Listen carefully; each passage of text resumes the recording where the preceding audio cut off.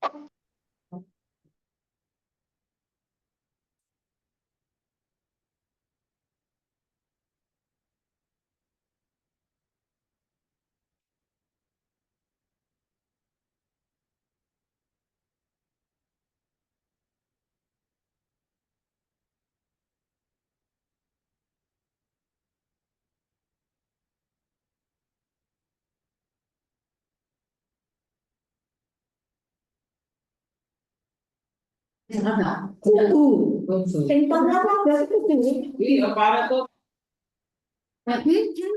Dia pun dia bilang di kantor bisa dewek. Tidak. Lah kan kegiatan sama. Ini absennya di Ini sana, kan tahu kamu ya. masa absen di sana pengaruh nggak? Ya, Absen di sana nah ya itu makanya aku kan di luar cek. kan bisa ada surat Masa itu jangan surat tugas loh Mbak sembarangan Mbak Dek.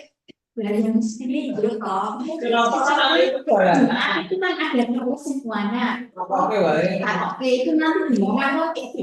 Nah, ya toh. iya yang makanya Enggak apa-apa itu gimana oke. Pokoknya kecuali kita di luar waktu terus nanti ada yang itu apa jenis draft laporan itu salah satunya enggak boleh mulai dewe hasilnya kuyi apa jenis Boleh baik kan aku boleh balik masih karena aku paling ngisi saya rapatannya apa apa seru banget ya. boleh masih.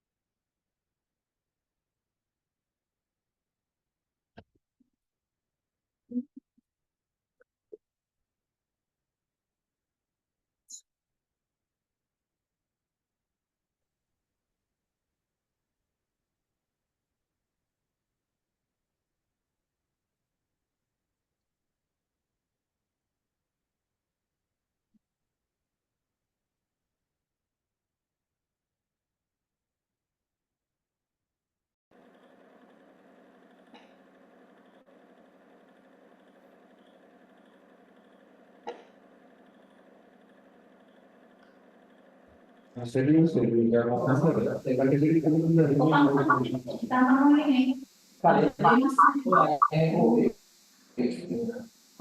juga apa kalau muncul berarti maksudnya kalau yang udah kabar itu jadi dia mau dia diutamakan tadi Kamu cari absen.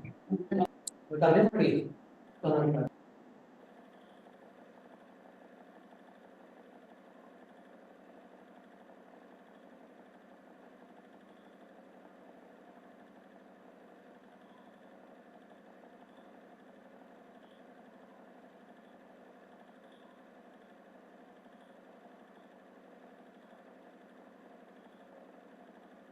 Nah, aku kak.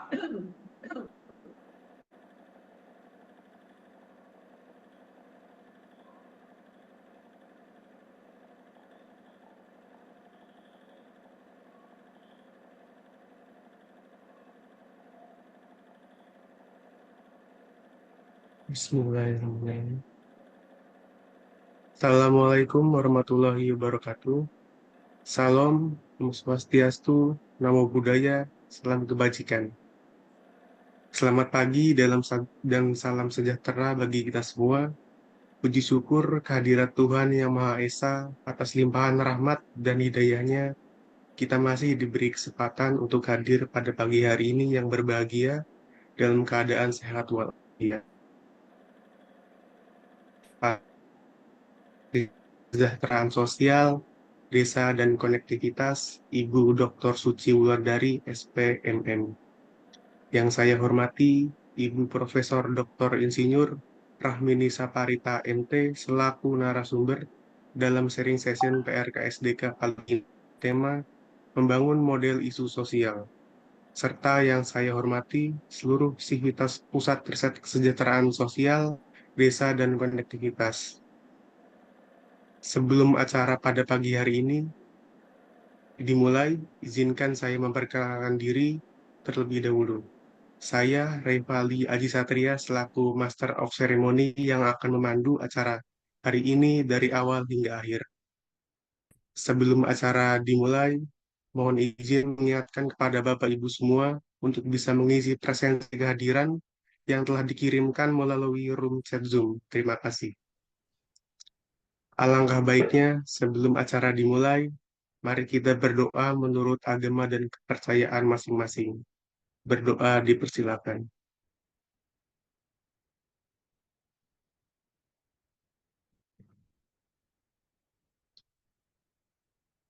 Baik, berdoa dicukupkan.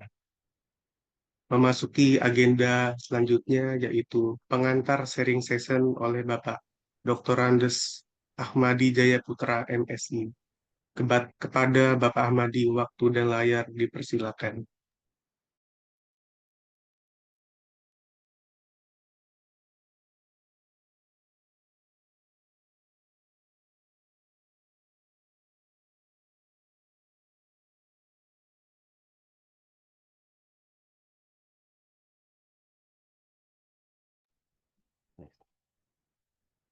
Baik, Assalamualaikum warahmatullahi wabarakatuh. Yang warahmatullahi wabarakatuh.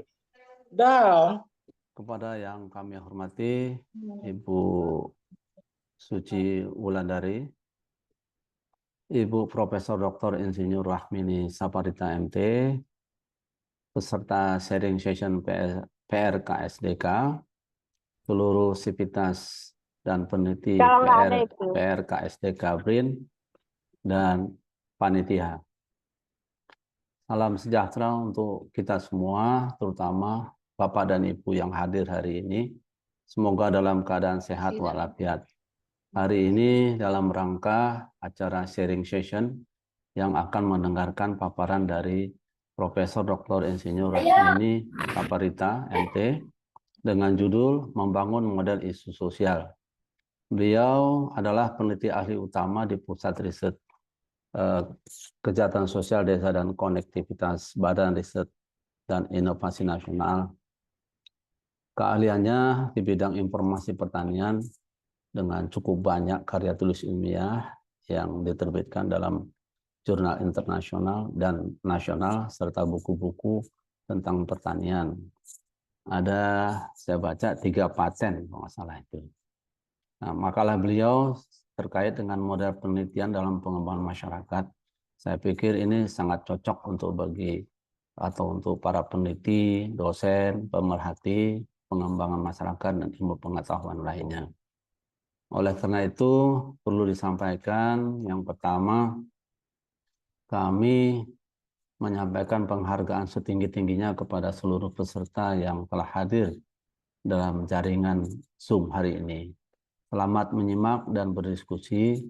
Siapkan pertanyaan terbaik yang akan dikomandai atau dimoderatori oleh Bapak Fatwa Nurul Hakim, Sarjana Sosial MSOS, yaitu seorang peneliti muda di PRKSDK. Yang kedua adalah kami berharap Bapak Ibu ikut lagi dalam diskusi yang sama di sharing session di lain waktu. Tentunya akan kami undang juga. Dan yang ketiga adalah mohon maaf atas segala kekurangannya. Terima kasih atas perhatiannya untuk para peserta sekalian. Dan sukses untuk kita semua. Semangat pada hari ini. Demikian. Billahi taufik walidah. Assalamualaikum warahmatullahi wabarakatuh.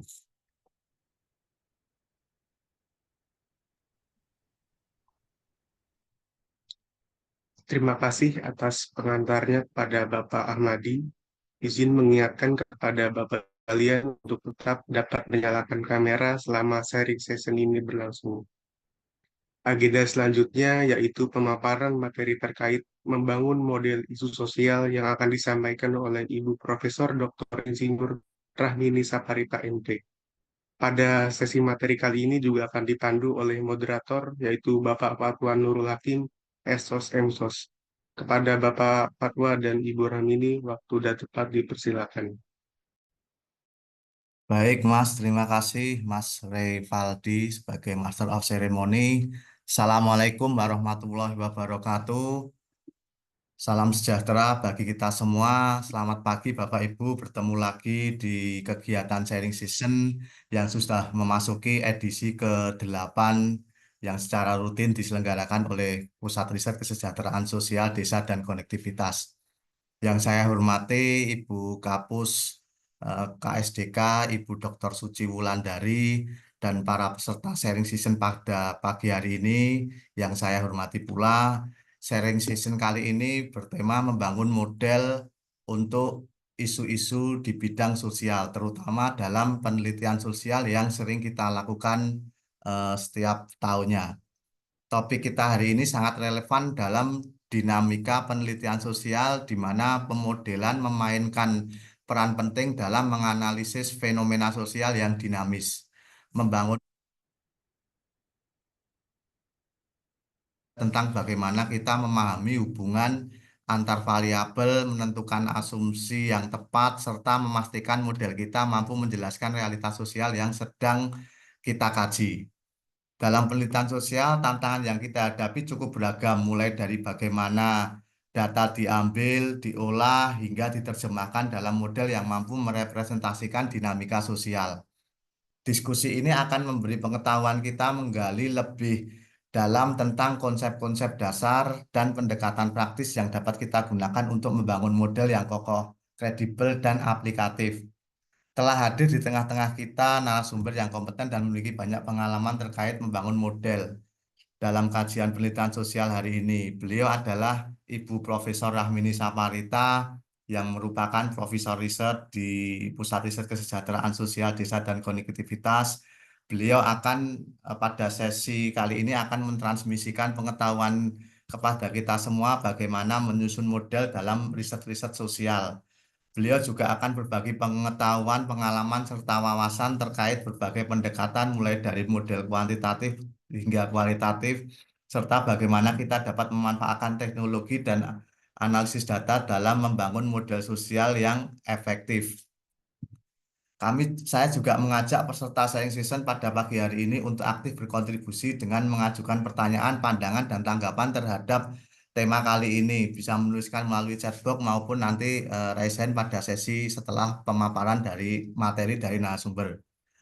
Tanpa berlama-lama, mari kita persilahkan kepada Profesor Dr. Rahmini Saparita untuk menyampaikan materinya. Waktu dan layar saya persilahkan, Bu. Monggo.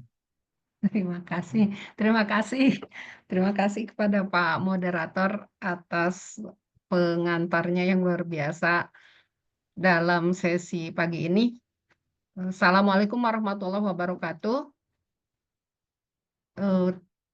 Yang terhormat Kepala Pusat Riset Kesejahteraan Sosial Desa KSDK, Kesejahteraan Sosial Desa dan Konektivitas. Juga kepada teman-teman sivitas KSDK, selamat pagi. Pagi ini sebetulnya mungkin tidak sedahsyat yang apa yang tadi disampaikan oleh Pak Moderator, tetapi mungkin kita sharing saja ya apa yang bisa kita diskusikan pagi ini. Nah, ini sebetulnya berawal dari, boleh izin saya share screen ya. Berawal dari apa yang harus dilakukan oleh KSDK, sudah terlihat? Sudah terlihat tayangan saya? Sudah, Bu. Sudah ya? Sudah, Bu. Iya, Bu. Di Oke, slide terima ya. kasih. Ya, sebetulnya pertamanya itu terpicu ya ketika kita mendengarkan pemaparan dari Kapus dari juga dari Ketua Keris bahwa tahun ini kita harus membangun model. Intinya seperti itu ya. Kalau saya salah, mohon dikoreksi. Informasi ini sebetulnya datang dari Kepala OR. Nah, itu mungkin kita harus bersiap-siap bahwa pada tahun 2025 ini proposal-proposal itu akan diarahkan untuk membangun model. Lalu bagaimana membangun model gitu? Saya ingin coba di sini, mari kita sama-sama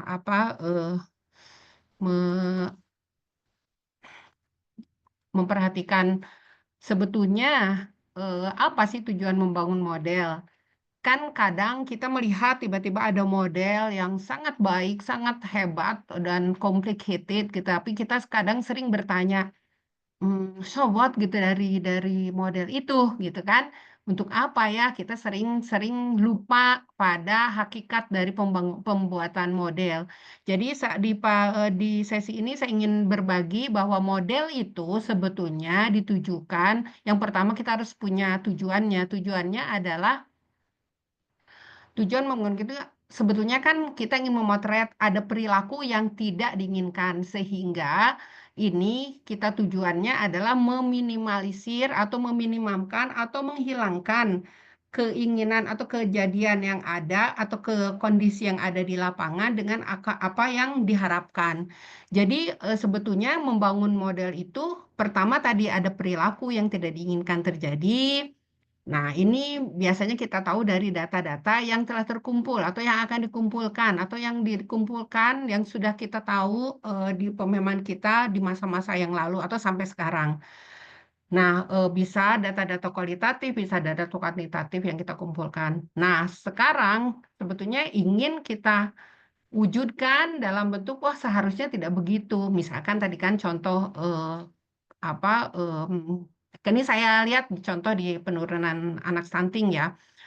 Kan sebetulnya anak stunting itu memang menurun, tetapi ternyata pelan. Padahal kita inginnya menurun tajam dan juga mungkin sampai nol. Seperti itu loh. Oh, ternyata ada gap. Nah, gap itulah yang dicari dan gap itulah yang kita harus buatkan modelnya supaya gap tadi ter terminimalisir dan sehingga harapan yang kita inginkan itu tercapai. Jadi sebetulnya itu inti dari pembuatan model. Nah, dari situ baru kita mencoba melihat bagaimana membuat model tersebut. Sekarang ini contoh juga kasus pendapatan masyarakat. Ini sebetulnya ekstrim saja ya, supaya terlihat saja bahwa kondisi sekarang misalkan menurun, katanya kan middle income juga lebih banyak, artinya kan secara apa ya, instruktif atau apa, secara mungkin bukan kenyataan atau apa, atau kenyataan juga bahwa sekarang itu kondisi kita dalam pendapatan masyarakat secara rata-rata mungkin bukan kita itu menurun padahal inginnya adalah meningkat. Nah, itu kan ada gap. Nah, itu tuh model-model itulah diperlukannya pembentukan model karena kita tidak bisa langsung ke lapangan. Nah, lalu kasus tingkat kemiskinan. Nah, kenyataan di lapangan tentu eh, kita melihat bahwa tingkat kemiskinan itu meningkat, padahal kita inginnya misalkan menurun. Nah, itu juga bisa dibuatkan model bagaimana cara menurunkan tingkat kemiskinan di masyarakat. Nah, kembali ke intinya adalah membangun model. Jadi sebetulnya membangun model itu menyusun mekanisme untuk memperkecil kesenjangan tadi. Kan kita sudah dapat nih gapnya.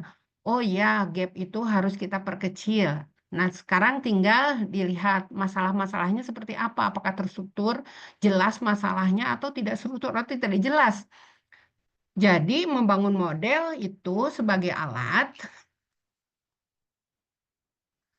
untuk melakukan penelitian deskriptif. Nah, kebetulan kan kalau kita di sini di masalah sosial ya, di kegiatan-kegiatan sosial, maka membangun model itu alat melakukan deskriptif. Penelitian deskriptif. Nah, biasanya model itu disebut juga analitik ex ante. Jadi sebetulnya kita menganalisis peristiwa atau kejadian sebelum peristiwa itu terjadi. Jadi misalkan tadi harapan itu kan belum terjadi. Nah, kita analisis harapan-harapan.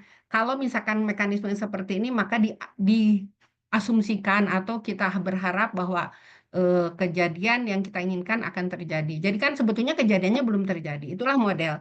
Kejadian belum terjadi, kita bisa memprediksi kalau misalkan mekanisme seperti ini, maka tujuan tadi memperkecil gap atau memperkecil permasalahan itu terjadi. Jadi itu ex ante.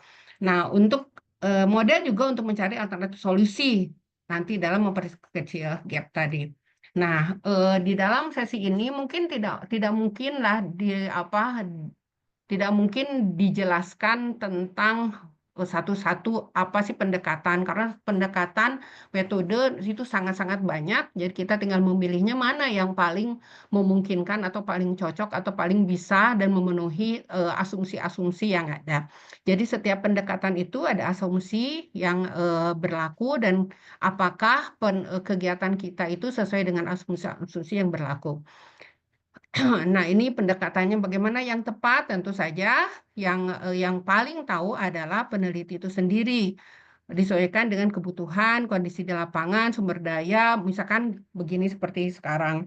Sebetulnya harusnya melakukan model itu begini, tetapi ternyata waktunya sedikit, orangnya kurang memadai, terus apalagi biayanya sangat-sangat sedikit. Nah itu eh, sebagai peneliti tentu harus mengoptimalkan semua kendala-kendala yang ada pada kita, sehingga model itu tetap bisa kita bangun sesuai asumsi yang ada. Baik. Nah, ini bagaimana memilih pendekatan? Nah, tentu kan tadi ada yang struktur. Terstruktur itu sebetulnya permasalahan-permasalahan itu sudah jelas. Misalkan ini contoh saja ya, bagaimana meningkatkan akses masyarakat terhadap pelayanan kesehatan, karena misalkan dianggap bahwa masyarakat itu belum punya akses, tentu di tempat-tempat tertentu ya, bukan kita, bahwa akses masyarakat kepada kesehatan atau kepada kebutuhan dasar itu masih sulit. Itu kan gapnya. Sementara kita ingin sebagai peneliti atau sebagai masyarakat yang lain, kita ingin bahwa mereka itu mempunyai akses kepada misalkan pelayanan kesehatan atau kebutuhan dasar, air dan sebagainya. Nah, itu bagaimana memodelkannya? Tentu ini karena sudah kita tahu bahwa misalkan kalau peningkatan kebutuhan dasar itu misalkan parameter-parameternya kita sudah jelas. eh, ada apa, misalkan ada akses kepada air bersih, di mana sumber air bersih dan sebagainya, misalkan kita sudah tahu semua, maka kita tinggal memperbaiki misalkan ini infrastruktur, meningkatkan ketersediaan air atau sebagainya. Nah, ini kalau misalkan permasalahan-permasalahan penyebabnya sudah kita ketahui, maka solusinya tentu bisa dipetakan, direncanakan melalui kebijakan-kebijakan. Nah, ini biasanya pendekatannya bisa kuantitatif dan sistematis, bisa juga kualitatif nanti. Bagaimana mengumpulkan datanya, bisa dengan survei, eksperimen, gitu biasa, ada juga analisis cost benefit, ini orang-orang ekonomi. Dulu ada juga modeling. Karena struktur permasalahan sudah kita ketahui, maka tentu bisa kita modelkan meskipun kita tidak ke lapangan secara panjang. Jadi datanya ke lapangan itu hanya kita mengambil data, lalu kita kumpulkan bagaimana pola-pola referensinya, yang lalu bagaimana modelingnya di dalam dengan tentu dengan kalau modeling dengan bantuan komputer untuk memprediksi atau untuk melihat dampak-dampak kebijakan dan intervensi di masa depan. Itu biasanya what if. Jadi bagaimana jika begini, bagaimana jika begini. Kalau misalkan datanya itu sudah bukan, modelnya sudah valid. Maaf. Lanjut ya. Nah, bagaimana dengan masalah yang tidak struktur? Biasanya kalau masalah-masalah sosial lebih banyak, tentu tidak semua, masalah-masalah yang tidak struktur, tidak jelas, kompleks, sangat banyak variabelnya, tentu ini memerlukan pendekatan yang lain. Dan ini juga pendekatan sangat banyak. Misalkan ini bagaimana mengatasi kemiskinan dalam jangka panjang di pedesaan, kan kita nggak tahu nih apa saja yang misalkan tentang ada politik, ada sosial, ada yang lain-lain, ada kondisi lingkungan dan sebagainya. Mungkin kita belum sampai sejauh ini, misalkan belum tahu apa saja masalah-masalah yang terlibat di sana, tentu juga mungkin juga kita tidak tahu apa solusi yang pasti dan benar untuk permasalahan tersebut. Jadi metode juga belum tahu kita apa saja yang standar untuk itu. Jadi melibatkan banyak ketidakpastian seperti masalah-masalah sosial yang biasa kita hadapi, maka tentu ini memerlukan pendekatan inovatif, analisis yang mendalam, kerjasama juga dengan lintas sektor. Ini kerjasama biasanya dengan pemerintah daerah dan mungkin banyak institusi lain yang harus kita kerjasamai. Nah, misalkan program pemberdayaan masyarakat, apa yang harus berkembang disesuaikan berdasarkan evolusi dan kompleksitas. Nah, disinilah mungkin banyak kita harus hadapi, banyak yang akan kita hadapi untuk membuat model masalah-masalah sosial. Nah, contohnya, ini contoh saja, mungkin ini terlampau sederhana atau juga terlampau kompleks, saya tidak tahu, ini tergantung kita masing-masing. Misalkan pendekatan yang biasa ya, yang saya biasa lakukan ada dengan metode partisipasi atau PAR atau PRA atau apa tuh yang biasa mungkin ini apa teman-teman di sosial sudah biasa ya melakukan. Nah, biasanya kita mendapatkan informasi dari masyarakat, lalu kita melakukan FGD, wawancara mendalam, pemetaan sosial, analisis yang lain. Nah, lalu untuk analisis SWOT juga, untuk memodelkannya biasanya juga ada piramida informasi, ada diagram sebab akibat, ada juga transect mapping gitu ya. Ini teman-teman biasanya yang melakukannya seperti itu. Tetapi tentu ini contohnya saja, tentu kembali lagi apa tujuannya? Yaitu untuk meminimalisir atau menghilangkan gap tadi kesenjangan. Jadi ada kondisi sekarang ada harapan, nah itu bagaimana kita menuju harapan sebagai tujuan dari pembuatan model. Ini adalah contoh saja, ada yang dibuatkan seperti ini, prosesnya bagaimana, seperti ini mekanisme-mekanisme yang dijabarkan atau yang digambarkan dalam bentuk seperti ini ya, diagram, hasilnya bagaimana, tujuannya bagaimana, dan ini sebetulnya tergantung kepada kita bagaimana kita paham kondisi di lapangan dan bagaimana kita paham apa yang harus dilakukan untuk merubah kondisi di lapangan. Ini contoh juga ada logical framework approach itu seperti ini ada tabel-tabel. Nah, tetapi tadi intinya melakukannya tentang input, output, outcome biasa ya dampak itu sudah biasa ya kita lakukan bisa dibentuk dalam bentuk tabel, analisis situasi bagaimana aktivitas dilakukan FGD ini sebetulnya biasa ya kita lakukan. Visualisasinya boleh dengan tabel atau chart atau apa. Tadi kembali lagi intinya sebetulnya adalah untuk meminimalisir gap yang ada atau untuk mencapai harapan yang kita inginkan. Ini juga theory of change karena tadi juga mungkin kita bahas nanti bahwa tujuan transformasi itu adalah perubahan, maka mungkin salah satunya bisa kita gunakan theory of change menghubungkan intervensi dengan hasil dan dampak intervensinya apa bisa jadi intervensi hanya dalam bentuk usulan ya karena kita nggak mungkin atau nggak mungkin bukan nggak mungkin ya bisa aja melakukan action research di lapangan atau tindak asik, tapi itu juga memerlukan waktu yang lama. Itu memfokuskan pada asumsi, prasyaratnya apa untuk mendukung perubahan. Visualisasinya biasa diagram arir, logika sebab akibat. Jadi kalau misalkan model, biasanya dibentuk ada visualisasinya. Tetapi kalau misalkan juga ada model dalam bentuk narasi, boleh hanya mungkin kita ya sebagai orang lain yang membaca, biasanya narasi itu lebih sulit dicerna ya, tapi itu tiap orang beda-beda apa namanya bagaimana mencerna sesuatu model. Ini tentu contoh-contoh template, tetapi biasanya kalau misalkan kita ingin melakukan transformasi atau perubahan, maka ada beberapa pertanyaan yang mungkin ini cuma template saja, bisa jadi nanti ini tidak sesuai dengan kondisi yang kita hadapi, tentu kita akan menggunakan asumsi-asumsi yang lain yang sesuai dengan kondisi di lapangan. Siapa yang ingin kita pengaruhi, manfaatnya apa, kapan akan dicapai, itu juga mungkin harus itu menjadi bagian dari mekanisme yang harus kita susun di dalam suatu model. Mengapa kita menggunakan teori itu, apa buktinya kalau itu memang cukup relevan dengan kondisi di lapangan. Jadi itu semua kembali kepada kondisi kita yang kita hadapi. Nah, contoh lagi juga ada sistem dynamics itu juga memodelkan antar faktor sosial. Tapi ini menggunakan tadi software. Kalau yang tadi diagram-diagram itu tidak menggunakan software, kalau ini menggunakan software, lalu visualisasinya dalam grafik, juga data-data juga biasanya data-data sebagai apa namanya referensi untuk memvalidasi model kita tentu juga harus dalam bentuk kuantitatif.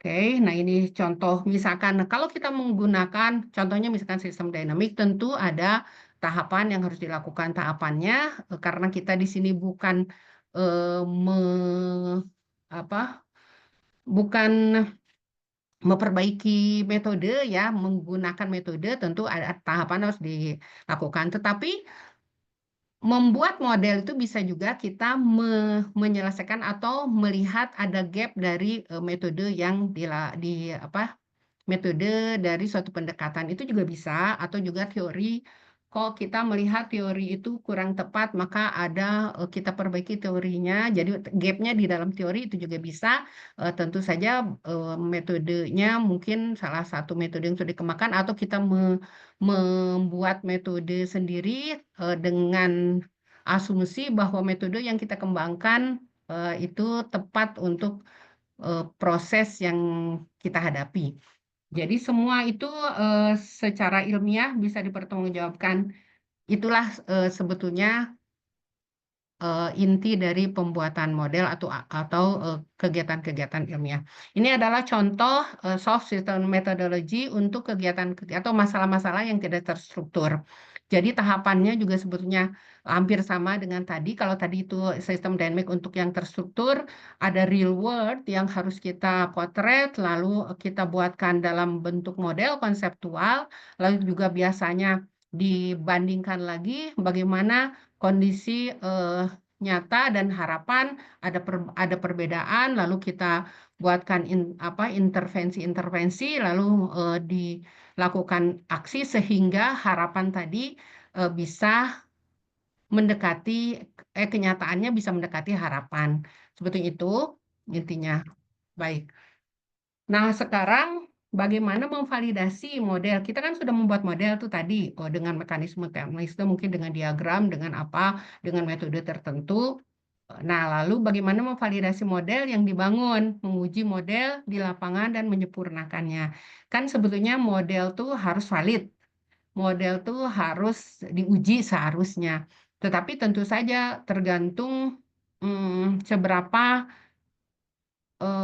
apa ya namanya tujuan kita apakah memang bisa mencapai seperti itu atau memang hanya sampai model konseptual yang belum diuji validasinya. Itu juga diserahkan kepada target atau sasaran dari kegiatan di lapangan. Nah, pertama tentu harus menggunakan data empiris ya untuk memvalidasi model. Data empiris ini kan bisa kualitatif, bisa kuantitatif. Kalau kuantitatif tentu ada uji-uji statistik atau juga uji-uji yang lain ya, simulasi. Nah, kalau misalkan datanya data kualitatif tentu melalui studi kasus atau FGD.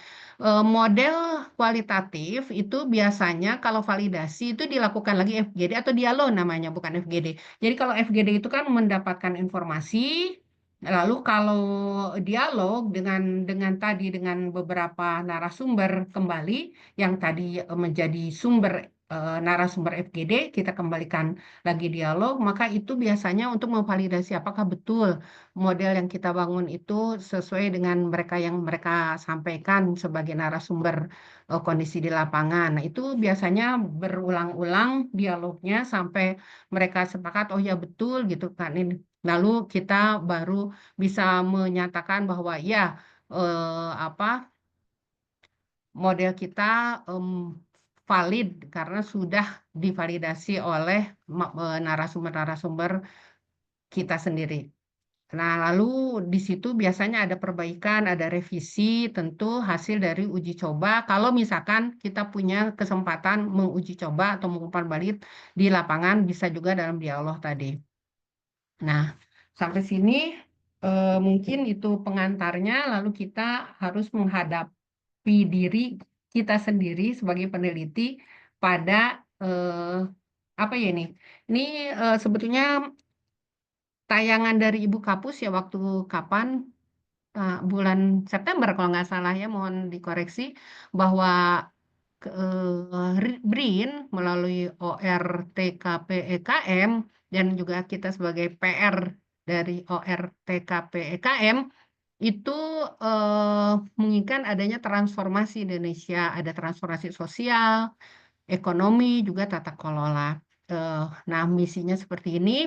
Lalu bagaimana kegiatan-kegiatan di PRKSDK yang mungkin saya juga tidak kurang tepat, ya, tapi saya ingin memberikan sedikit insight gitu bagaimana kegiatan PRKSDK di 2025 kalau payungnya adalah seperti ini. Nah, tadi melihat judulnya transformasi sosial ekonomi tata kelola. Jadi kalau saya sederhanakan, sebetulnya pembuatan model itu mentransformasi dari yang kurang kondisi saat ini menjadi kondisi yang diinginkan atau harapan. Nah, ini secara sangat-sangat sederhana model ini mungkin bisa dimengerti lah oleh kita semua bahwa ada input kondisi sekarang, ada punya masalah. Jadi kalau misalkan kondisi sekarang tidak punya masalah, ya mungkin tidak dan sudah sesuai ideal, ya kita tidak perlu menurut saya sih dimodelkan. Tapi itu menurut saya, nggak tahu menurut yang lain. Jadi yang kita modelkan sebetulnya ini kondisi atau masalah, lalu kita mekanisme apa yang kita harus susun, intervensi apa yang kita harus susun sehingga masalah tadi bisa mencapai tujuan, yaitu kondisi yang ideal. Misalkan tadi, kok stunting masih banyak, harusnya kan sedikit. Atau kok pendapatan masih rendah, harusnya tinggi. Kok kemiskinan masih tinggi, harusnya atau apalah. Banyak sekali permasalahan. Nah, kalau misalkan kita temukan permasalahan dan kita ada hal yang ingin kita tuju, ideal, maka tugas pemodelan adalah di sini proses transformasi ini melakukan mengusulkan intervensi-intervensi apa yang harus dilakukan agar tujuan tercapai. Kalau misalkan tadi ada yang kelas tinggi nih di sini ada Mas Eko, ada nggak? Ada Mas Eko sama Pak Reza. Biasanya Mas Reza, Mas Eko tuh melihat gapnya bukan di persoalan.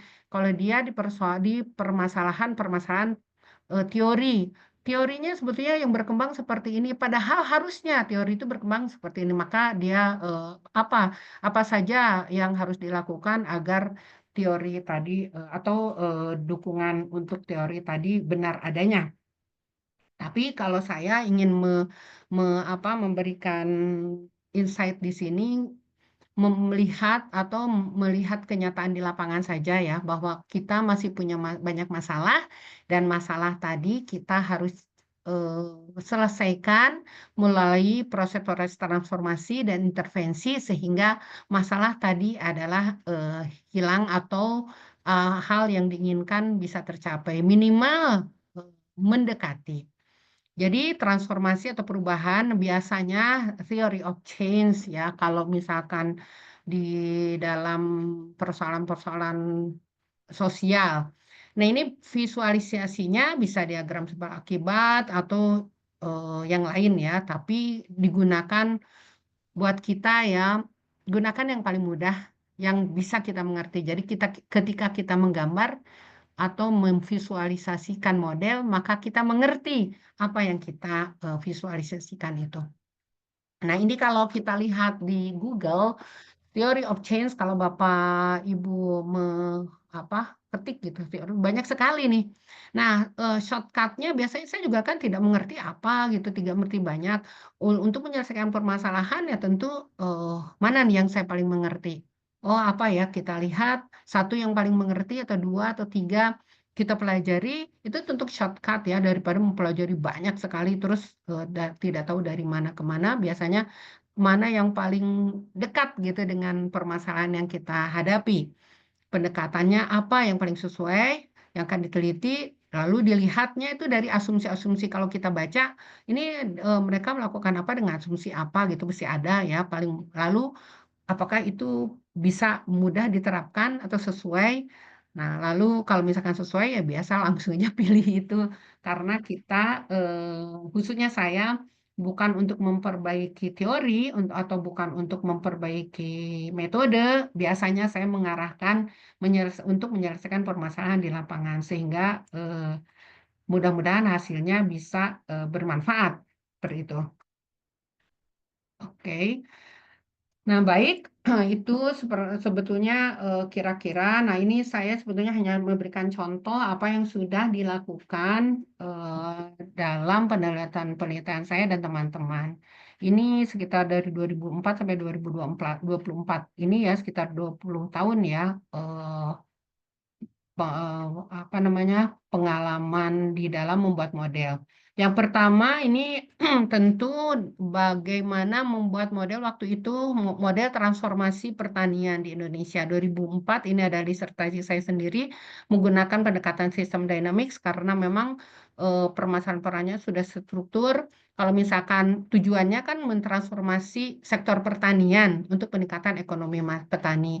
Nah, tentu dilihat tingkatan pendidikan bagaimana, teknologi bagaimana, ini adalah indikator-indikator atau variabel-variabel yang diperiksa saat itu. Nah, setelah diverifikasi modelnya, tentu model ini menggunakan dibantu oleh software ya. Waktu itu sebetulnya saya juga tidak punya software yang beli secara legal karena sangat mahal. Waktu itu juga beli bajakan, tetapi sebagai sempat menjadi mahasiswa waktu itu di ITB, jadi saya menganggap atau menyampaikannya menggunakan sudut kecil di ITB. Padahal sebetulnya kenyataannya saya di rumah menggunakan software ilegal. Tapi itu tidak bisa dilakukan sekarang. Kita sudah membuat pernyataan ya, tidak boleh menggunakan software-software ilegal. Jadi dari sini modelnya mendapatkan kesimpulan bahwa tingkat pendidikan penduduk bukan tingkat pendidikan dalam arti sekolah ya, tetapi masa pendidikan bisa dengan penyuluhan menambahnya, bisa dengan studi sekolah lapang dan sebagainya. Inilah yang akan mentransformasi masyarakat petani atau masyarakat tani menjadi yang lebih baik dari model itu diharapkan waktu itu. Nah, notasi-notasi komputernya seperti ini. Dulu saya menggunakan PowerSim. Nah, tapi hasilnya sebetulnya melihatnya dia adalah skenario ini adalah skenario referensi, artinya sama dengan kondisi di lapangan. Ini salah ketiknya referensi. Nah, lalu karena modelnya sudah valid, modelnya sudah diverifikasi dan valid, maka kita membuat simulasi-simulasi bagaimana jika kebijakan bagaimana kalau petani subsisten itu tetap, kalau petani komersial tingkatkan seperti itu, bagaimana lahan pertanian ditambahkan, bagaimana luas panen seperti itu, bagaimana what if sehingga akhirnya didapatkan yang optimal, maka itulah yang dipilih. Nah, itu pakai sistem dynamic. Waktu 2013, 2014, ini dari 2011 sebetulnya. Ini hasilnya baru 2013, 14 ya. Kami mengusulkan waktu itu membangun model sistem inovasi pertanian karena dengan tujuan peningkatan pemanfaatan teknologi pertanian di masyarakat, khususnya di NTT, karena waktu itu mereka masih sangat konvensional dan sehingga produk-produk pertanian produktivitasnya masih sangat rendah. Nah, dengan SSM karena memang kompleks masalahnya. Nah, identifikasi masalah biasanya sih dalam bentuk narasi, tetapi kalau dinarasikan di sini kan ditayangkan kayaknya sulit ya dimengerti. Tapi kalau dalam bentuk gambar seperti ini, misalkan ini identifikasi masalah, apa saja sih, ada petani, ada pasar, ada PPL juga bermasalah, hubungan dengan PPL juga bermasalah, kurang lancar, ada lembaga keuangan juga tidak pernah digunakan, misalkan seperti ini. Kata petani, teknologi sulit dipahami, kata lembaga keuangan, sulit diakses oleh masyarakat, kata swasta, teknologi juga mahal, dan sebagainya. Ini sebetulnya permasalahan-permasalahan yang bisa diidentifikasi. Nah, di dalam ilmu sosial tentu identifikasi masalah di dalam bentuk narasi yang sangat banyak tentu. Nah, tapi tadi ini adalah bagian pemodelan bagaimana narasi yang sangat banyak itu kita buatkan model sehingga lebih mudah dicerna dengan melihat ini. Nah, dengan SSM ini SSM sudah dijelaskan oleh Mas Pur ya waktu kapan tuh di sharing session. Tahapannya ada berapa tahapan, tentu tadi sampai 7 tahapan. Ini saya menyampaikan apa yang dilakukan waktu itu. Di tahap kedua tentu rich pictures, jadi tahapan-tahapan atau permasalahan tadi harus dibuatkan dalam bentuk juga seperti gambar ini sehingga kita mudah melihatnya. Kalau dengan bentuk narasi kan sangat-sangat tadi sangat banyak. Nah, ternyata ada beberapa permasalahan. Nah, ada simbol-simbol yang kita harus berikan. Ini sesuai dengan asumsi atau dengan apa pendekatan yang harus dilalui. Rich picture tuh misalkan inovasi katanya kata petani tuh ya mau dimanfaatkan jika sesuai kebutuhan. Ini semua informasi ini didapat dari FGD. Jadi pertama kali FGD dengan petani sehingga bisa menyimpulkan seperti ini. Kedua FGD dengan PPL, ketiga FGD dengan Pak Litbang, keempat FGD juga dengan Pemda. Dengan apa, nah ini kalau pasar tentu tidak FGD, tapi informasi-informasi dinas dengan Pemda, dinas ini maksudnya sama dinas instansi teknis, lalu dengan Pemda pemerintah daerah, bupati waktu itu. Nah, lalu juga dengan kelompok tani. Ini dipisahkan karena kalau FGD disatukan kan tentu mereka tidak akan memberikan informasi yang layak. Jadi ini dilakukan melalui FGD sehingga rich picture bisa terlihat.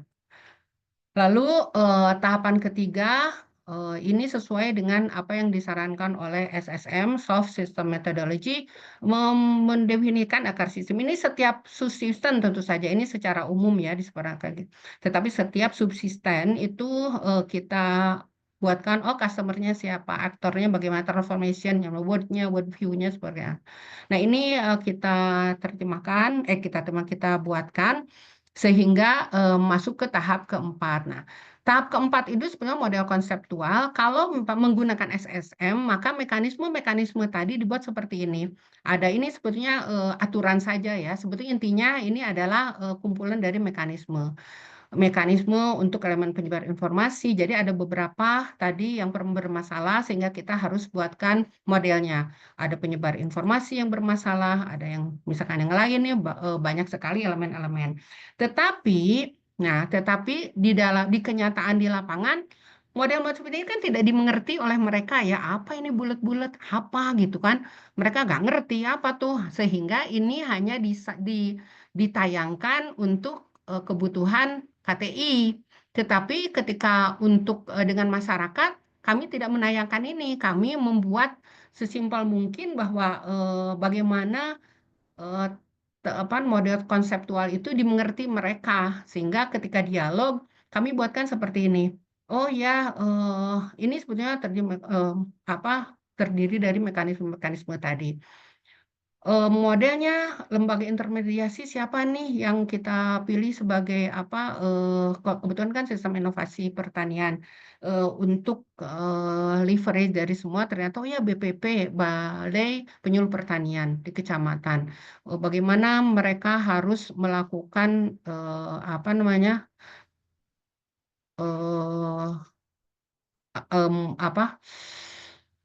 menyuluh kepada Kapoktan, kepada desa, kepada kelompok tani, itu mekanismenya ada. Bagaimana juga kecamatan membina lembaga ini atau berkoordinasi. Nah, ini BPKP itu bukan keuangan ya, tetapi Badan Penyuluhan Pangan, pokoknya bahan penyuluhan lupa saya. Badan Penyuluhan Ketahanan Pangan waktu itu BPKP namanya di Pemda itu menjadi lembaga intervensi di tingkat kabupaten. Dia yang menghubungkan dengan dinas instansi. Nah, kami ini di sini kami di LIPI ini sebagai penyedia inovasi. Nah, sementara penyedia modal itu ada lembaga keuangan juga ada waktu itu koperasi atau BUMDes ya saya masih lupa. Ini kok ada koperasi komoditi pertanian, ini BUMDes penyedia modalnya. Lalu di situ bagaimana petani bisa mengakses atau sebagai kelompok tani. Dan ini mekanisme inilah yang kita kita sampaikan di dialog, lalu mereka menyetujui. Nah, bagaimana model konseptual itu kita nilai. Jadi setiap ini namanya subelemen itu kita punya indikator-indikatornya. aktor penyebar inovasi itu punya indikator apa saja lalu kita nilai. Waktu itu ada 2 kegiatan Subang sama Belu, tapi yang diintervensi adalah di Belu, tidak di Subang. Jadi kita lihat bahwa sebetulnya harusnya ada di sini, yang ideal tuh misalkan nilainya, tetapi kenyataan di lapangan ini yang mana? Ini yang Subang di sini, nah Belu tuh masih di sini. Oh ya, ternyata berarti kita harus mengintervensi semua nih, intervensi ini, intervensi. Jadi semua faktor ini harus kita intervensi.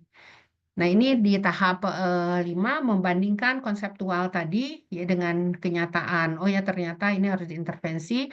Oleh karena itu masuk ke tahap 6, maka kita harus membangun intervensi. Membangun intervensi juga dilakukan bersama-sama di dalam FGD. Jadi dialog ya, di dialog itu atau FGD waktu mencari data lalu dialog kembali itu kita sudah menyusun intervensi yang mereka sepakati. Misalkan untuk aktor penyebar informasi apa yang harus dilakukan? Dia misalkan harus mengakses informasi cukup banyak. Jadi kami menghubungkan dengan Dinas Perhubungan waktu itu ada internet masuk desa. Bagaimana juga mereka oh maaf, kayak ya sebelumnya maaf atas. Jadi semua intervensi itu adalah di setiap sudut elemen-elemen itu dilakukan intervensi di lapangan. Bagaimana kita ini teman kami peneliti waktu itu, kalau sekarang sudah pindah ke Pemda, itu memberikan penyuluhan di lapangan kepada masyarakat juga bersama PPL. Lalu bagaimana mengintervensi pertanian, kalau di sana jagung ya, kalau bisa bayangkan waktu 2013 mereka itu menanam jagung itu hanya apa ya bahasa Sunda tuh di gitu aja dilempar aja sudah dilempar ditinggalkan. Bagaimana kita apa menintroduksi menanam di dalam satu lubang berapa membuat lubang sebagainya.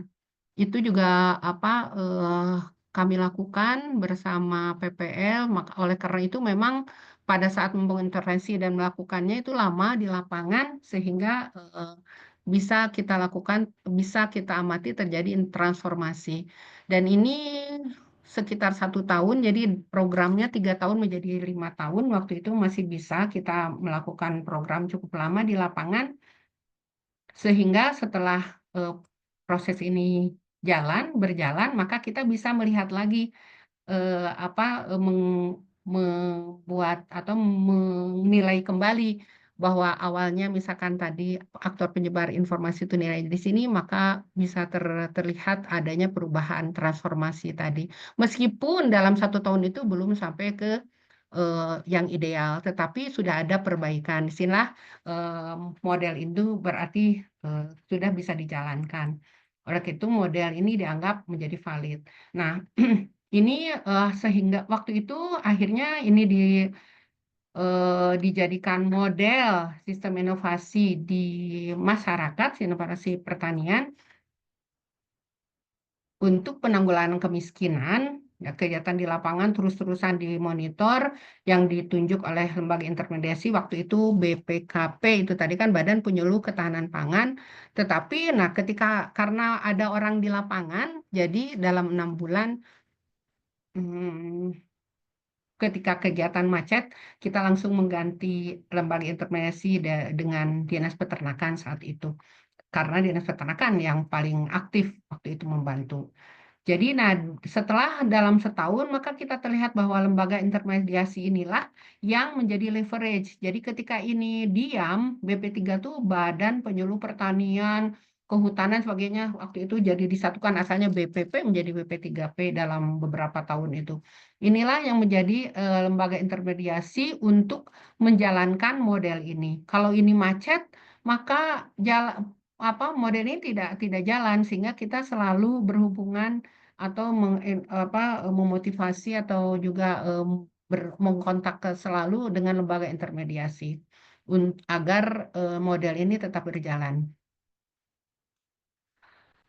Baik, nah itu adalah model-model yang sudah dijalankan.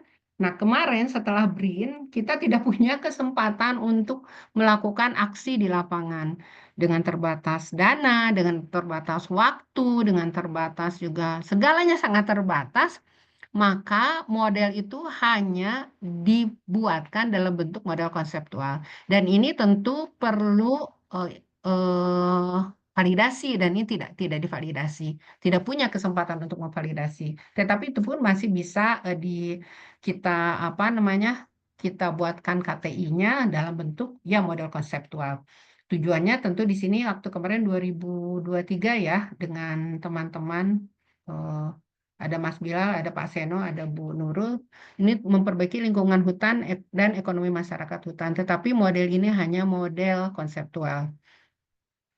Lalu ini sebelumnya di 2021 ya, di 2021, tapi baru terbit 2023.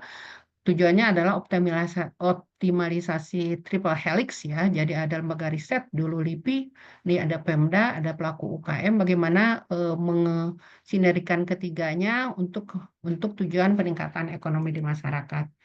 Ini kegiatan 2019 dengan ISM ya, ISM menggunakan ISM ini adalah bertujuan untuk pengembangan model pengelolaan sumber daya lokal jagung dalam itu mengoptimalkannya dan mengoptimalkan juga peran pemerintah desa dan BUMDes. Terima kasih, demikian yang bisa saya sampaikan. Mudah-mudahan ada manfaat. Mari kita diskusi. Mudah-mudahan saya juga bisa mendapatkan masukan dan pencerahan lagi. Terima kasih. Assalamualaikum warahmatullahi wabarakatuh. Waalaikumsalam warahmatullahi wabarakatuh. Terima kasih banyak Ibu. Terima kasih kepada Ibu Profesor Dr. Rahmini Saparita yang sudah memberikan materi dari kerangka konseptual sampai contoh-contoh yang sudah dibuat oleh beliau, baik terkait dengan bagaimana menentukan gap, kemudian menentukan transformasi, lalu juga menyinggung terkait dengan soft system metodologi yang kemarin pada pertemuan sebelumnya sudah dibahas oleh Mas Purnama Alamsyah dan Bu Prof. Tita sudah mengaplikasikan ke dalam riset-riset sosial yang sudah beliau lakukan.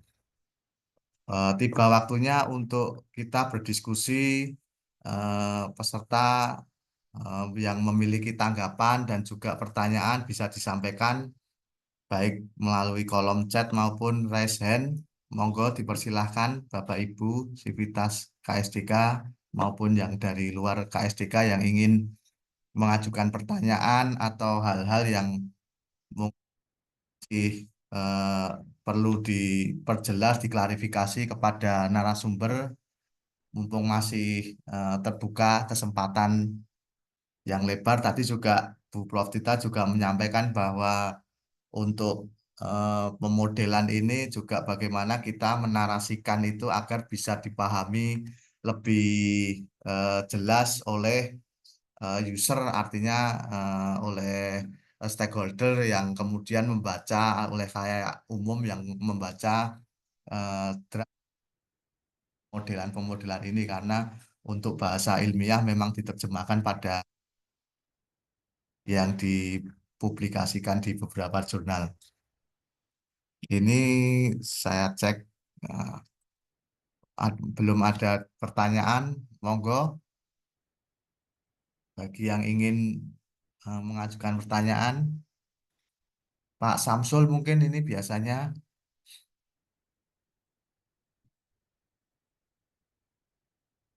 Silakan Tadi Bapak boleh Ibu. mungkin Iya, saya. iya, silakan. Iya, Ibu, saya sangat mengapresiasi ya, karena saya sebenarnya kan bidangnya hukum ya Bu. Nah, ketika di ATF BPN itu, karena saya, ya maksudnya saya lebih paham soal deskriptifnya yang lebih ke bahan hukum ya Bu. Nah, kemudian kami meng-hire tenaga ahli. Nah, tenaga ahlinya itu kemudian kami, mungkin saya bisa share sedikit ya Bu. Nanti mungkin Ibu bisa, apakah ini sesuai atau mungkin kurang bagus atau bagaimana ya Bu ya, karena saya juga kurang paham mungkin. Saya share ya Bu. Tunggu, gimana caranya ya? Iya, bisa nggak Silakan, Mbak Bu. Ibu share? Bisa di ini Share. dulu ya, di apa saya langsung? Di sininya Ibu nggak ada bisa share share Bu, nggak langsung? Hah? nggak bisa. Oh, Co-host mungkin Apa minta saya harus di kirim? host. bantuan Ibu Trisakti mau Iya, share harus screen. kayaknya Iya, permitnya dulu, Bu. minta permisi dulu. Ibu udah jadi co-host itu Bu Tri. Oh iya, Udah bisa. Udah, dilihat di more ya Bu, silakan, Bu. share Share. screen ya. Ya. Iya, saya share screen. Ini mungkin ya Bu. Share yang Iya, tulisan share Bu. share ya. Iya, udah ya. Iya. Iya, baik Bu. Ini sekedar sharing ya Bu, karena saya juga basicnya bukan sebenarnya ini, tapi waktu itu kami mendapat tugas untuk meneliti perilaku pegawai dan kultur organisasi Kementerian ATR BPN.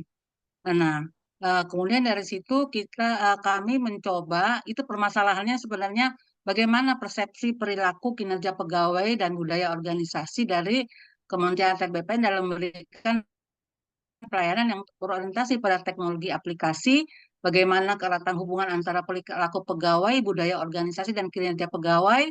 Kemudian yang ketiga, seberapa besar tingkat penerimaan teknologi sistem aplikasi berbasis digital dari perspektif SDM pegawai pengguna aplikasi di Kementerian ATR BPN maupun di masyarakat. Jadi masyarakat ini antara lain PPAT sebagai pihak ketiga maupun pemohon langsung ya masyarakat yang menggunakan aplikasi. Karena ada beberapa aplikasi di BPN-nya Bu, seperti Sentuh Tanahku. Nah, metode yang kita lakukan itu purposive sampling itu dengan kriteria Kanta yang memiliki volume pelayanan yang tinggi dan sedang, yang sudah menerapkan aplikasi baik untuk pegawai maupun untuk masyarakat. Itu ada PPAT online untuk PPAT, sedangkan untuk masyarakat mereka bisa mengecek lewat aplikasi Sentuh Tanahku. Kemudian ada beberapa kanta yang terpilih, itu ada Medan, Simalungun, Kota Tangerang, Selatan, Jakarta Timur, Jakarta Selatan, Surakarta, Kota Semarang, Banjarmasin, Banjar, dan Kota Bandung, Kota Bekasi. Ukuran sampel minimal itu mengikut kaitan Slovin ya Bu. Errornya 10% adalah 100 responden. Kemudian sampelnya dari masyarakat, angket dan wawancara mendalam, terus kemudian juga pegawai proksi prediksi penerimaan teknologi. Ini maaf agak unstable kedengeran ya suara Bu, saya? Ibu maksudnya mau membuat model? Maaf, saya ini membuat model atau enggak Enggak, Ibu? ini kita udah Kalau buat saya kan model di Bu. sini mau, Nah, ya kami buat model Bu. Nah, maksud saya apakah model model. ini, Nah, itu tadi kalau misalkan saya tanya eh, dulu, Ibu, ya, masalahnya itu apa, lalu inginnya apa gitu. Kalau model tuh gitu aja ya. deh, yang paling ini masalahnya Jadi apa kita tadi. kan ingin melihat Tapi dari inginnya, itu kita lihat nah terus persepsi tujuannya apa? masyarakat. Iya Bu. Iya, Ya, kita ingin lihat kan tujuannya. ini yang tadi saya lihat masalahnya. Nah, kemudian ini hasilnya ini Bu, jadi hubungan budaya, persepsi, kemudahan. Nah, kita menggunakan TAMBO, Technical Assistant Management. Mungkin Ibu pernah dengar ya. Nah, kita menggunakan itu yang kemudian kita memakai beberapa variabel. Variabelnya ini Bu, variabelnya ini persepsi perilaku normatif pegawai, persepsi perilaku ekstra altruistik pegawai, persepsi budaya organisasi gitu. Nah, ini beberapa persepsi Bu. Jadi variabelnya ini, kemudian profil masyarakatnya kita dapatkan ini, persepsi kemudahan juga, persepsi bermanfaatan. Di sini akhirnya kami mengambil fenomena persepsi masyarakat itu. Nah, kita pakai pengujian struktural SEM. Saya kurang paham juga ini yang menghitung dari dari pihak tenaga ahli. Jadi dia menggunakan SEM, Bu. Mudah manfaat di sini ya. Kemudian kami mengambil kesimpulan ini, hubungan perilaku pegawai secara normatif. Yang ini akhirnya kami menghasilkan model. Jadi kita coba membuat model perilaku masyarakat terhadap pelayanan di kantor pertanahan, Bu. Gitu. Modelnya mana, Bu? Sebentar Kalau ya, mau, Bu. hmm, Hmm. Ada lagi sini itu, Mbak. Saya ini bisa dua ya di share-nya itu. Apa di stop dulu sharingnya ya? cuma satu, Bu, Stop yang share dia. dulu ya, Bu. Terus ada lagi ini share ini mana sih? Share screen yang summary ya, Bu. Ini. Ini model penerimaannya ini pakai ini Bu, teknologi acceptance model SAM ini. Saya kurang paham juga. Kemudian ini tadi yang saya sebutkan variabelnya ini Bu, metodenya ini ada berapa lokasi, terus teknik analisisnya itu kita menggunakan enterprise jasanya itu intervalnya sekian, kemudian juga uji validitasnya dengan CFA Bu, confirmatory factor analysis, kemudian digunakan untuk menentukan apakah model plausible atau fit, model benar berdasarkan data yang dilihat dan menguji hipotesis. Hasilnya ini Bu, persepsi perilaku tadi seperti yang saya sudah sampaikan, kemudian juga perilaku altruistik pegawai, persepsi budaya organisasi, hubungan budaya, tingkat penerimaan teknologi, kemudian ke persepsi kebermanfaatan di sini ada juga sikap akan penggunaan teknologi yang tadi terkait dengan aplikasi yang digunakan oleh Kantah itu aplikasi Sentuh Tanahku, kemudian penerimaan model penerimaan teknologinya itu di uji validitasnya segini Bu yang coba diberikan. Ini saya kurang paham juga ini yang mengerjakan dari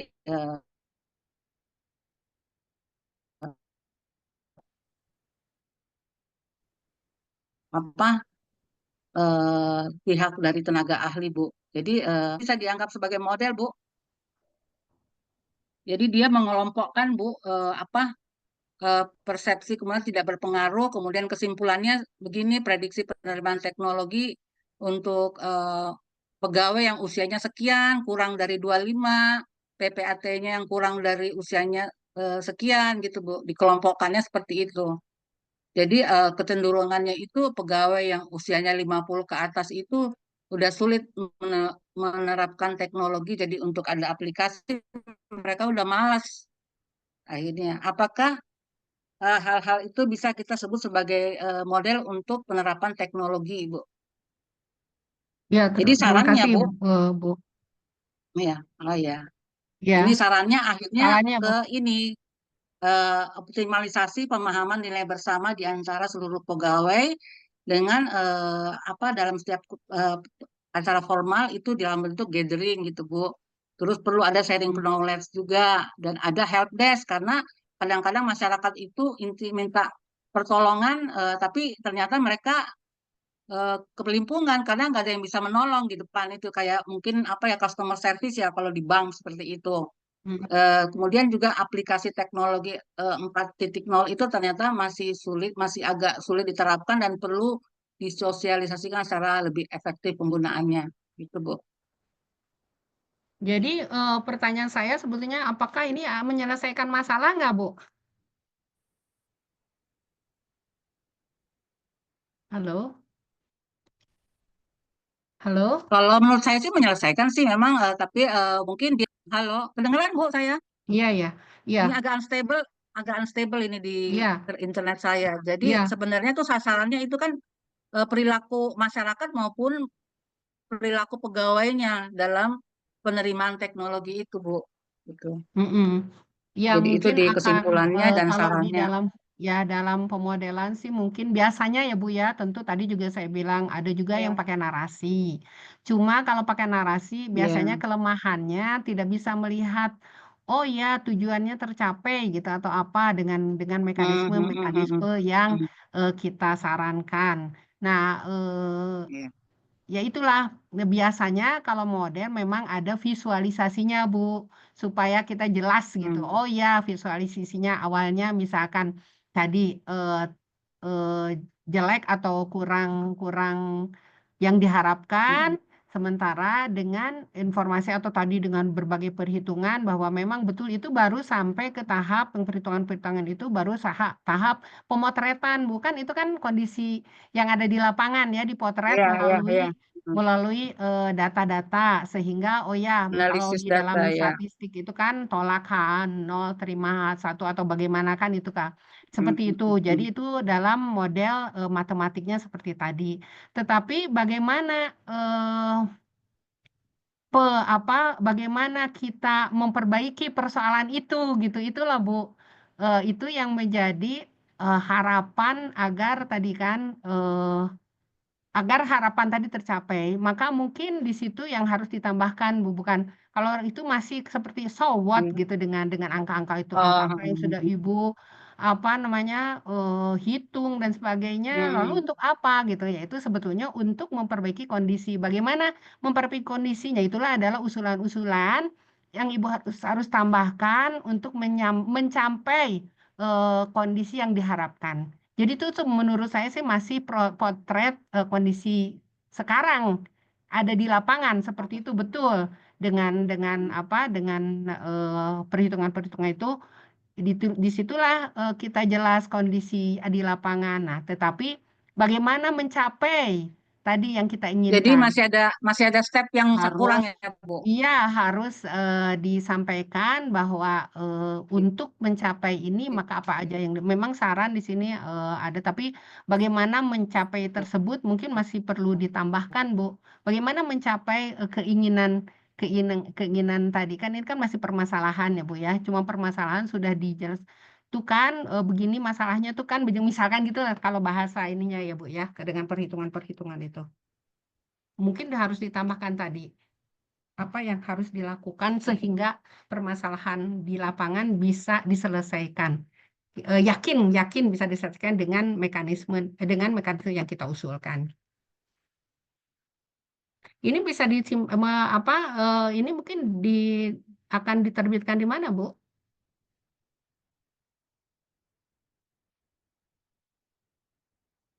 Masih. Mudah-mudahan Ibu Tri bisa memahami maksud dari Iya, pembuatan iya, model. saya paham, Bu, ya. Ya, Makasih banyak, Bu. jadi Ya, jadi menambahkan bagaimana penyelesaian permasalahannya. iya, iya. Iya, Baik, ya. Bu. Terima kasih. Saya kembalikan ke Pak Mas Fatwa. Baik, Bu. Terima kasih. Silahkan yang lain bila ada pertanyaan atau tanggapan.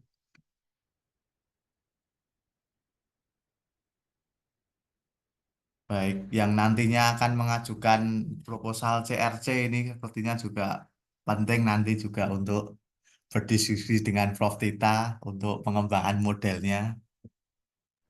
Atau Iya, kemarin yang mendapatkan pendanaan CRC, outputnya sudah sejauh mana sehingga bisa didiskusikan juga dengan Prof. Tita terkait pemodelannya mungkin. Wah, Ini sepertinya Pak Badrun mau bicara ini. Monggo silakan Pak Badrun. ya makasih Mas Fatwa. Aduh, Bu Tita, makasih nih. Alhamdulillah. Tadi saya mau bicara gini. Terima kasih Mas Fatwa sekaligus menagih ya buat teman-teman yang di dalam CRC itu ada output untuk model gitu ya. Makasih Bu Tita.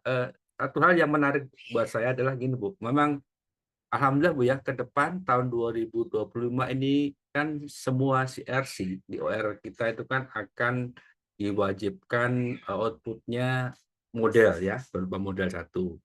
Yang utama justru itu, kedua justru baru KTI-nya ya.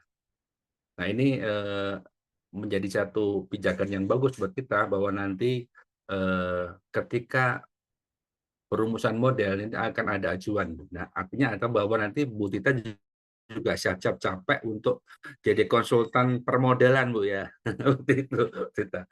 Kedua, dulu kami ini Bu, kalau di social science ya, saya lebih dekat ke psikologi sosial. Itu ada, kalau yang kami pahami, dari S1, S2, sampai S3 itu justru yang permodelan sosial Bu. Yang kalau di kami itu ala Bandura ya, social learning itu kan Bu ya. Kalau saya lihat tadi tayangan Bu Tita kan agak intinya kan sama ke perubahan perilaku ya. Kalau kamu dulu dari waktu mulai kuliah diajarkan bagaimana sih sebuah permodelan sosial. Kemudian menginjak ke sini saya baca sebuah materi kuliah dari UI, di kasus UI nggak salah, ada tentang permodelan sosial itu ya. Ya ternyata itu ada hitung-hitungannya juga, ya, pemodelan sosial, entahlah siapa. Nah tadi saya lihat di Bu Tita, di Prof Tita, bahwa permodelannya lebih banyak kepada social change-nya ya, ke transformasinya seperti itu ya. Nah, ini sebenarnya menarik Bu, bahwa memang kebutuhan sekarang kita itu di situ gitu kan, ke transformasi itu permodelannya ya gitu kan. Nah, hanya saja mungkin nanti ada, kalau ada ini Bu ya, ada semacam skema yang standar dasar ini loh untuk menyusun sebuah model transformasi, entah itu perilaku, entah itu sosial, itu minimal itu ada ini gitu. Nah, SOP-nya seperti ini yang lebih simpel. Karena apa? Karena kita ini kan di KSDK ini kan pematerialnya kan macam-macam Bu ya. Ada dari teknik gitu kan, Profita teknik gitu kan. Ada sosial sains murni, saya sosial sains. Mas Fatwa sosial sainsnya agak ke teknokratik mungkin ya Mas Fatwa itu ya. Seperti itu. Nah, jadi supaya nanti ada ini loh, ketika kita sama-sama menyusun model, ada platform yang bisa kita pahami bersama. Ya. Secara sederhana aja gitu. Itu aja Bu. Karena kalau kami terakhir kebetulan tadi saya agak di recall lagi ya, apakah permodelan yang dimasukkan Prof Tita terkait dengan kuantitatif tadi itu sama dengan permodelan kalau kita misalkan analisis statistik yang SM itu ya menggunakan Lisrel atau apa itu kan muncul struktur model. Apakah itu kira-kira sama ya, yang hitungan yang jelimet tuh ya, yang tahu-tahu kita dapat strukturnya itu aja kan seperti itu. Nah itu aja Bu Prof Tita. Bong mangga Oke, nuhun. terima kasih. Terima kasih izin saya share lagi ya, Pak. Ini, Ya ya Bu. bentar.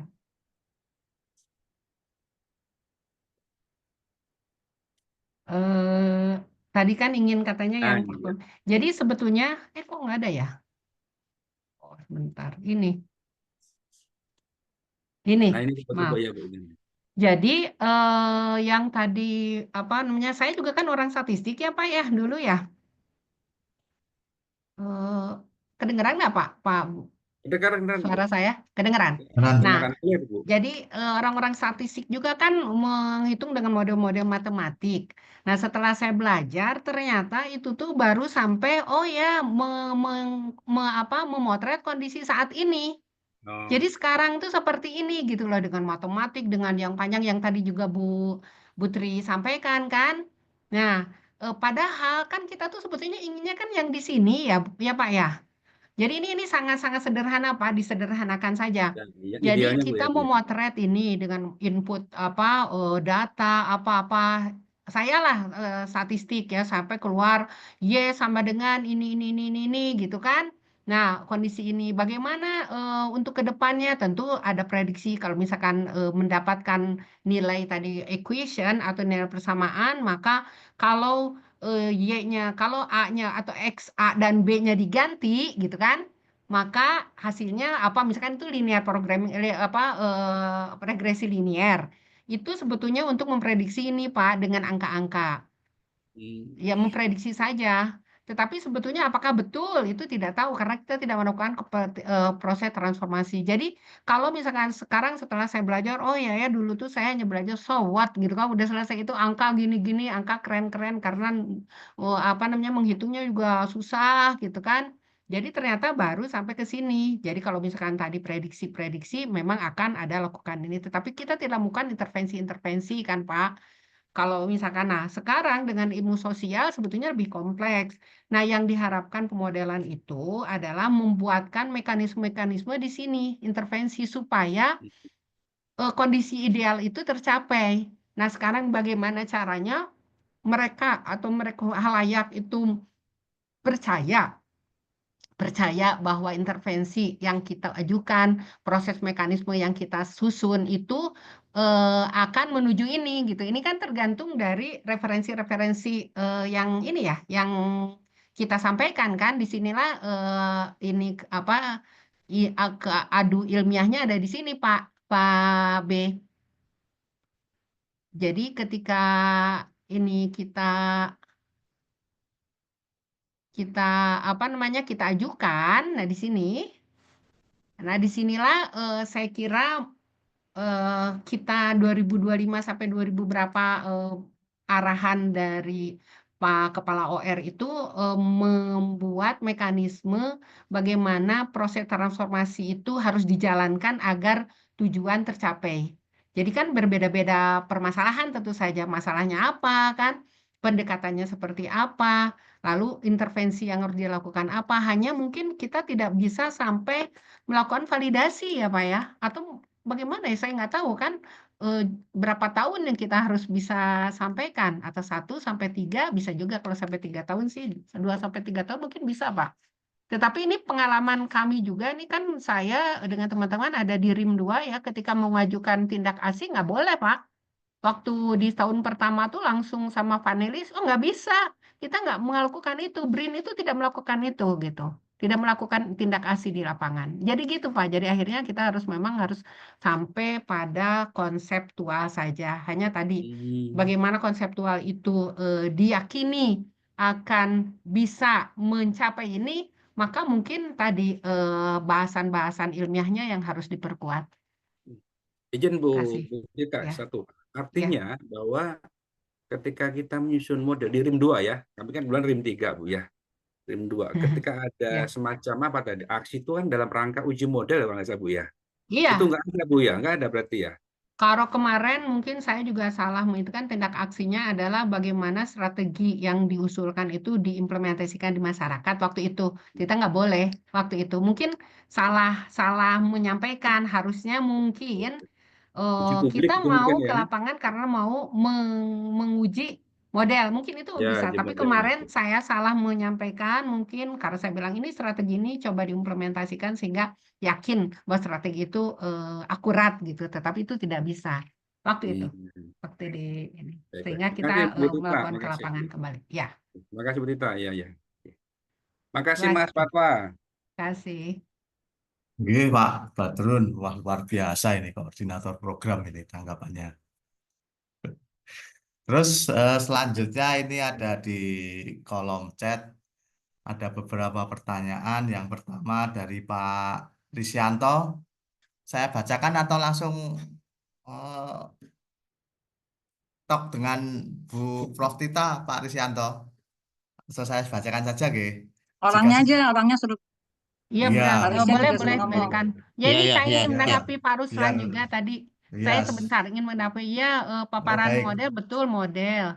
Tetapi tadi outputnya hanya mungkin belum mencapai tadi bagaimana menyelesaikan permasalahan. Jadi baru model itu kalau tadi sudah jelaskan dengan Pak B juga bahwa model-model matematik itu baru memberikan informasi bahwa ini loh kondisi di lapangan. Tapi bagaimana menyelesaikan permasalahan mungkin itu harus dalam bentuk usulan-usulan mekanisme atau juga mungkin kalau disimulasi sih sebetulnya bisa karena what if tadi kan kalau dengan simulasi bagaimana jika lahan perbanyak, bagaimana jika misalkan itu tuh jika itu bisa memprediksi sehingga keluar alternatif kebijakan yang bisa disampaikan kepada masyarakat.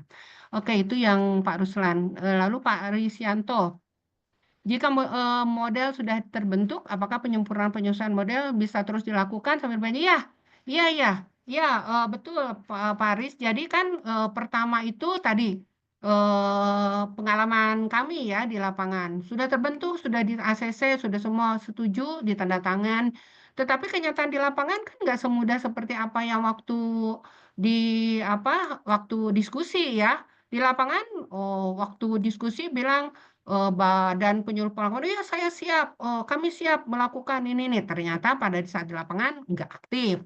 Itu ya kan kita harus langsung mengubahnya, langsung memperbaiki. Wah ini nggak aktif, siapa nih yang aktif? Terus kami diskusi lagi siapa yang bisa menggantikan ini. Pada saat di lapangan juga PPL yang satu sudah di training, ternyata kan dipindah ke ke kabupaten lain. Kita kan jadi kelabakan. Waduh, gimana nih? Ya, jadi semua itu disesuaikan dengan kondisi lapangan, Pak Riz, waktu saat diimplementasikan. Tidak sama seperti apa yang kita diskusikan.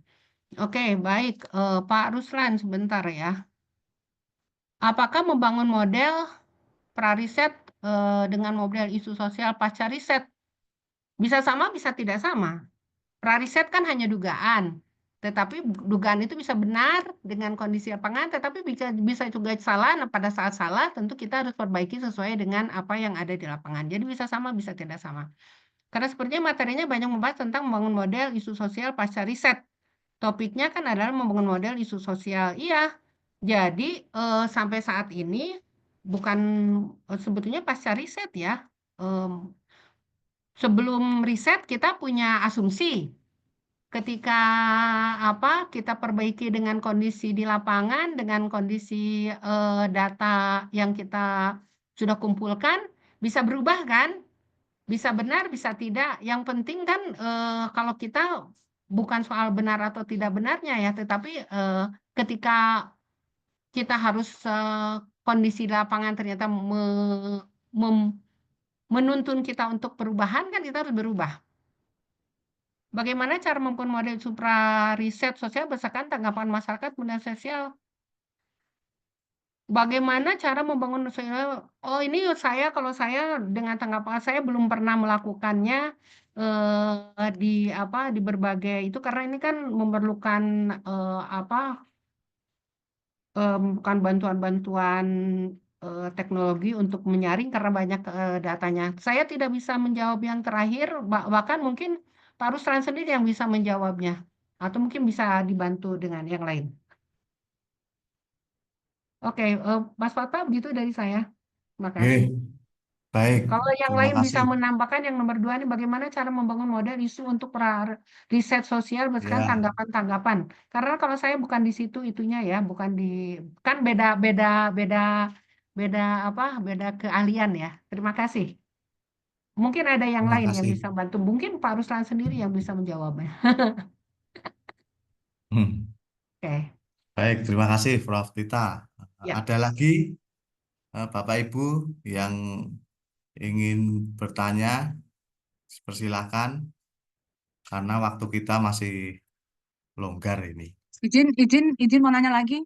Silahkan Bu Tri Izin Sakti. Pak Fatwa. Ya, Ibu dengan Oke, Bu, adanya silakan Bu, model itu, langsung. apakah bisa kan umpamanya kan model yang umpamanya kita berikan satu belum tentu bisa diterapkan di setiap umpamanya kayak kantor pertanahan kan model ini Ya. belum tentu karena yang ini model yang kantor pertanahan ini dia permohonannya bisa 10.000 sebulan atau yang nggak bisa sama diterapkan dengan kantor pertanahan yang kecil yang cuman 1.000. Terus juga akses untuk internetnya seperti di Halmahera Selatan mungkin agak susah. Jadi apakah model itu bisa dibikin bertingkat, Bu? Jadi untuk namanya, untuk kita bikin model untuk kantah yang sekian pelayanan A, untuk yang sedang B, yang untuk Ya. rendah C gitu, Bu. Iya, Bu. Eh, Jadi kan setiap pembuatan model itu kan penyederhanaan kondisi di lapangan. Itu ada asumsi, Bu. Selama kita punya asumsi ya bahwa model ini berlaku jika asumsinya begini-begini. Model ini berlaku jika asumsi. Jadi kita berpatokan pada asumsi. Ketika asumsi kita tidak bisa kita lakukan, artinya kan ya model itu tidak bisa dilakukan di sini karena tidak memenuhi kaidah atau asumsi yang dilakukan. Nah, model sendiri sebetulnya bisa salah kan. Kita nggak perlu takut dengan model kita yang salah. Ketika misalkan ada yang lain yang menyalahkan, itu berarti yang lain itu punya itu sendiri lagi. Kita dari pandangan kita bisa betul secara ilmiah, tetapi yang lain karena mungkin kita kurang melihat di isu yang lain yang sebetulnya kita abaikan, padahal isu lain itu adalah sangat berpengaruh, itu menjadi menjadi nilai ilmiah buat teman kita yang membantah kita, Bu. Jadi kita tidak perlu takut kita membuat model salah, Bu. Dengan asumsi kita ini kan dengan asumsi-asumsi. Jadi sebetulnya membuat model yang kita lakukan atau membangun yang model kita itu memberikan kesempatan kepada teman lain juga membuat model yang lain yang dengan asumsi yang lain. Kita salah, boleh saja, nggak apa-apa, jangan takut. Tapi teman kita bisa mendapatkan sisi ilmiah dari kesalahan kita.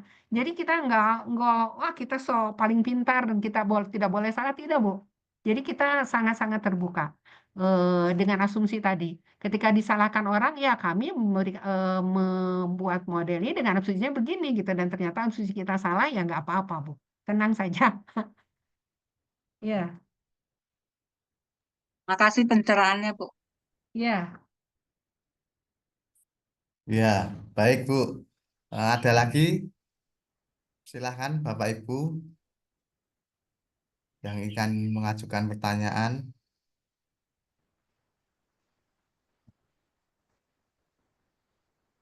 Kalau tidak ada, apakah kita cukupkan sekian, Mas Rivaldi sebagai Master of Ceremony, karena sudah tidak ada pertanyaan atau tanggapan dari peserta sharing session. Baik, Pak. Terima kasih saya ucapkan kepada Ibu Rahmini Saparita dan Bapak Fatwa Nurul Hakim atas materi yang diberikan dan sesi diskusi ini. Maka selesai sudah sharing session pada hari ini. Mohon izin Bapak Ibu sebelum mengakhiri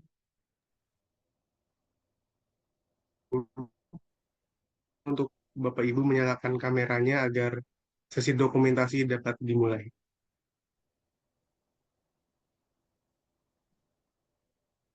Izin Pak akan saya Revaldi mau di ini ya, mau di apa namanya, difoto.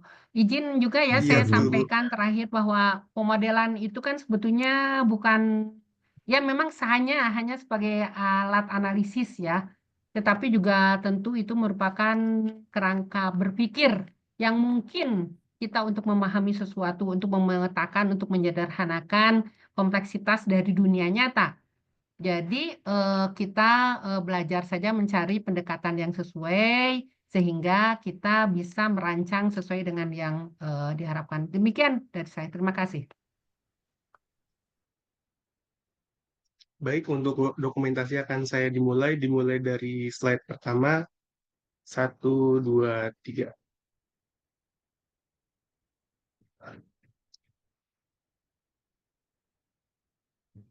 Selanjutnya pada slide kedua.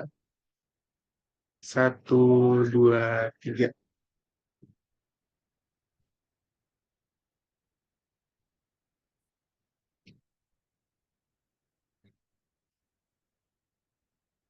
Baik, terima kasih pada Bapak Ibu peserta sekalian. Saya mengucapkan terima kasih atas partisipasinya. Saya selaku Master of Ceremony kali ini mengucapkan mohon maaf bila ada salah kata. Akhir kata, wassalamualaikum warahmatullahi wabarakatuh. Waalaikumsalam warahmatullahi wabarakatuh. Terima kasih. Terima kasih Terima Bu, kasih Prof. Tita. Pak semua. Selamat istirahat, Bapak Ibu semua.